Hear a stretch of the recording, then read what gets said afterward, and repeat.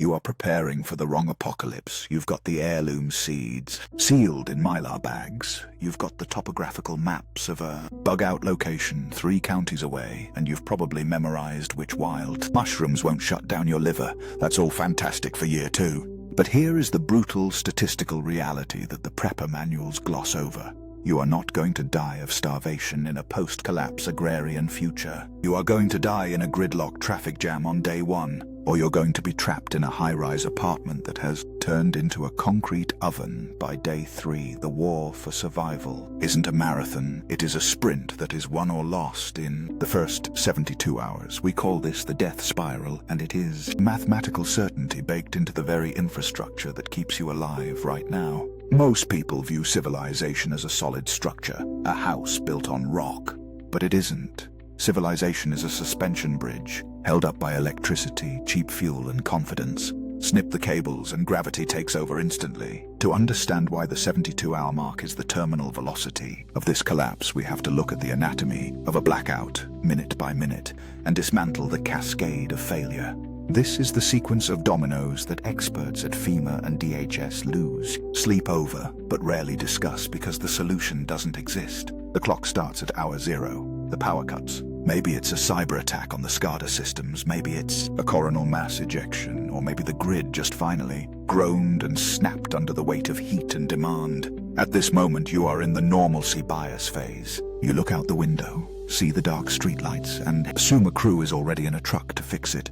This is your first fatal mistake in a true collapse scenario. The most dangerous thing you can do is wait for someone else to come save you while you are sitting there lighting a candle and checking Twitter for updates that aren't loading. The countdown to the infrastructure death spiral has already begun. The first domino to fall is one you probably never think about: water pressure. You see, modern cities are essentially defying gravity. The water in your pipes isn't there because it wants to be. It's there because massive electric pumps are shoving it through the system. We often assume water towers will save us, thinking they are giant reservoirs. They aren't. They are pressure regulators designed to handle peak demand for a few hours. Once the municipal pumps die, those towers drain rapidly. In a flat city, you might have residual pressure for 6 to 12 hours. If you live on a hill or above the 4th floor of an apartment complex, your taps go dry almost instantly. This is the moment the golden window closes. The golden window is that brief, terrifying period between the event and the panic. It usually lasts about 3 to 4 hours. This is the only time you have to fill your bathtubs, empty your water heater, and get off the X. Once the general population turns that faucet handle and hears the hollow gurgle of air instead of the rush of water, the psychology of the city shifts from annoyance to terror. Water is the heavy, unmovable anchor of survival. You can't carry a month's supply on your back. If you are in a city with dry pipes, you are in a desert made of concrete. By hour 12, the second domino slams down. The just-in-time supply chain. Our entire economy is run by algorithms designed to maximize efficiency and eliminate storage. Grocery stores are not pantries. They are the end point of a conveyor belt. A standard supermarket holds about 3 days of food under normal buying conditions. But in a blackout, that timeline compresses due to what economists call the bullwhip effect. As soon as the realization hits that the lights aren't coming back on, panic buying strips the shelves in 45 minutes. We have seen this repeatedly in hurricanes and blizzards. But here is the kicker.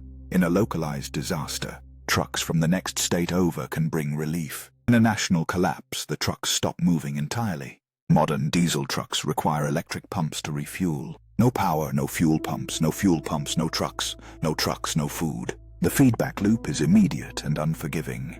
By the time the sun rises, on the first day, every grocery store within walking distance is effectively a looted shell.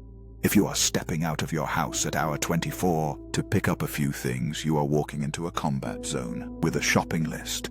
This section is based on practical field survival experience rather than formal academic sources. By hour 36, the veneer of civilization begins to evaporate physically. Modern cities are not designed to function without climate control. If this happens in summer, glass-walled apartment buildings become greenhouses. Temperatures inside can soar to lethal levels, forcing people out of the safety of their homes and into the streets. If it's winter, the lack of heating does the same. This is where the density of the population turns against you. In a functioning society, your neighbors are a support network. In a resource-starved vacuum, they are competitors for the same finite calories. The social contract, that unwritten agreement that says I won't steal your bread if you don't steal mine, is enforced by the promise of future abundance. We are polite because we know the store will restock tomorrow. Remove that promise and the contract is voided instantly. Now we reach the most disgusting and dangerous part of the timeline. Hour 48. Sanitation. Just as we pump water in, we use electric lift stations to pump waste out. When the power fails, the sewage stops moving, eventually it backs up. In low-lying areas or ground floor apartments, toilets begin to overflow with raw waste. The smell becomes inescapable. Disease vectors multiply, but more importantly, the psychological impact of living in filth breaks the human spirit faster than hunger. It creates a sense of hopelessness that leads to irrational, desperate decision-making. And this leads us to the dependency loops that turn modern medicine into a ticking time bomb. By hour 60, we hit the pharmacological cliff. Millions of people rely on daily medication to function: insulin, antipsychotics, heart medication, dialysis. Most people keep a sparse supply. When the pharmacies are looted and the refrigeration fails, insulin spoils. When the dialysis clinics go dark, toxins build up in the blood. We often talk about the golden horde of looters, but the first wave of casualties won't be from gunshots. It will be from the medical infrastructure quietly turning off. You will see people in the streets who are not just hungry, but undergoing severe chemical withdrawal or physiological collapse. This adds a layer of unpredictability and violence to the environment that you cannot negotiate with. Finally, we arrive at hour 72. The death spiral is complete. By this point, the emergency batteries in the cell towers have died, severing the last thread of communication. The police and emergency services, overwhelmed and unable to communicate, have likely retreated to protect their own families, a phenomenon observed during Hurricane Katrina. The city is now officially a non-permissive environment.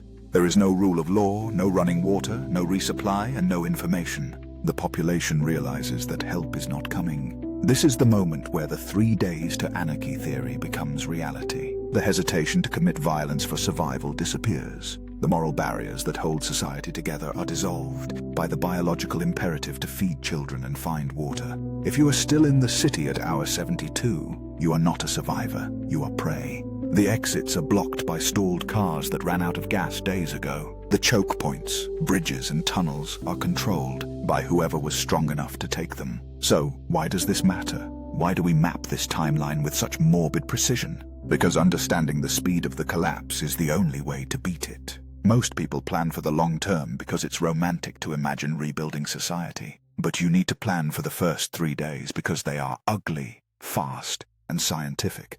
The time to move is not when the looting starts. The time to move is when the water pressure drops. The time to secure your home is not when the windows smash. It's when the lights flicker and don't come back on. Your greatest enemy in a collapse isn't the marauder, the government, or the cold. It is time. Every minute you spend in the denial phase is a minute you subtract from your lead time. The system is efficient, which means it is fragile. It is wound-tight, optimized for profit, not resilience. When it snaps, it doesn't unravel slowly like a fraying rope. It shatters like glass. And once the pieces hit the floor, usually around that 72-hour mark, no amount of preparation will put them back together. You have to be gone, or you have to be locked down, long before the echo of the crash stops ringing.